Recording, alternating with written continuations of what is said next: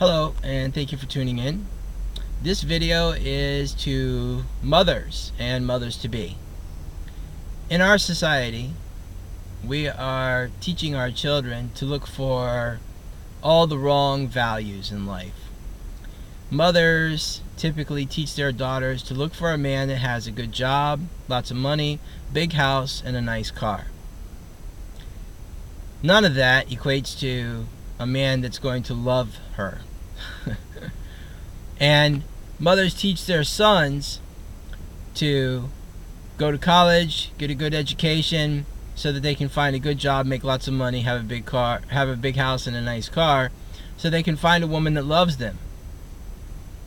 What they're going to find with all those things is a woman who loves their money. So we're literally teaching both sides of the coin to look for the wrong thing, to look for money, instead of what really matters in life, which is love. People wonder why divorce rates are at such a high. It's because we've taught our children to look for the wrong values. So, may I make a suggestion that we start to teach our children to look for things that are more valuable in life.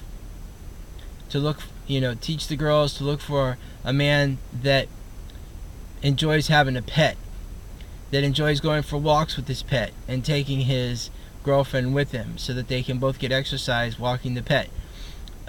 Somebody who is concerned about the welfare of the trees and the plants and trying to eliminate the chopping down of trees and actually promotes the planting of more trees.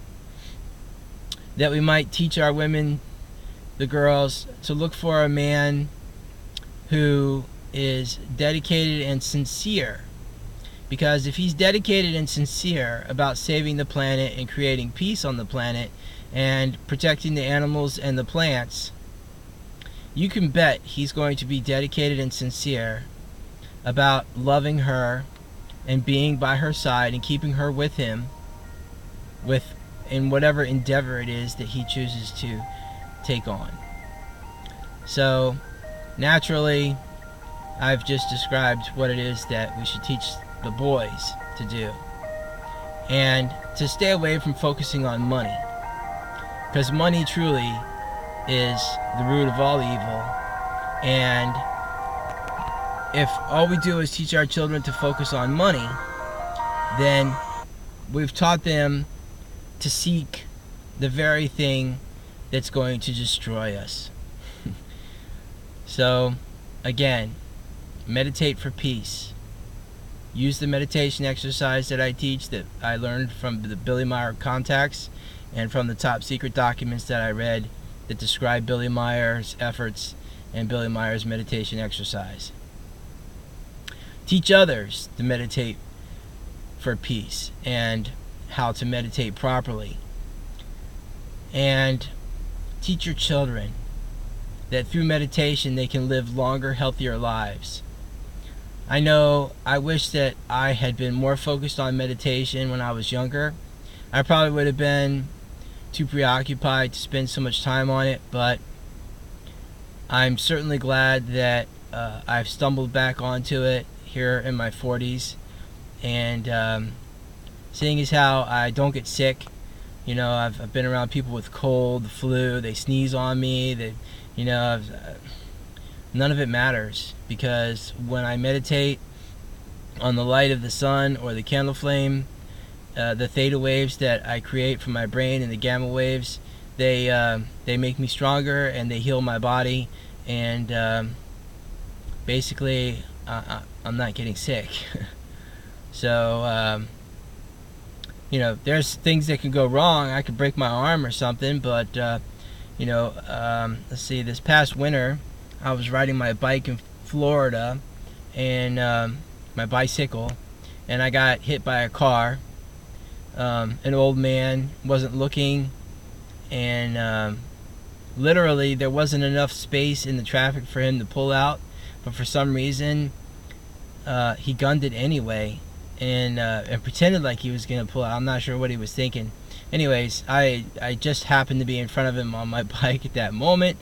He nailed me, bent my tire in half, and I smashed my shoulder on the ground. I'm pretty sure that I may have damaged a bone in my collarbone or something, but I pretty much healed up in 4 days and was able to ride my bike again while I was still down there in Florida. I was just down there for a week and a little over a week on vacation, and I guess the moral of the story is that I seem to be healing faster when I do injure myself. You know, not that I can't be injured, but when I do injure myself, I seem to heal very quickly.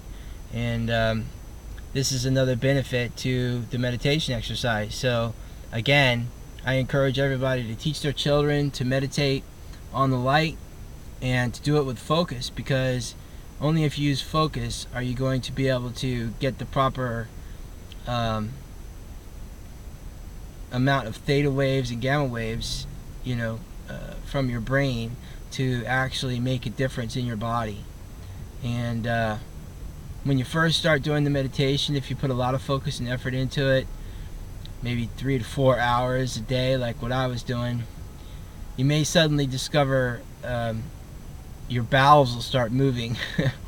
This is kind of funny, but it's very natural, and it's really just your body is getting rid of the dead parasites that you've killed by creating theta waves. So don't be worried about that. That's a natural thing that's going to take place, and it's just another indication of how full our body was of parasites floating around in our blood, feeding off of us. So stop being a host to parasites. Meditate on the light. Alright, that's it for this video.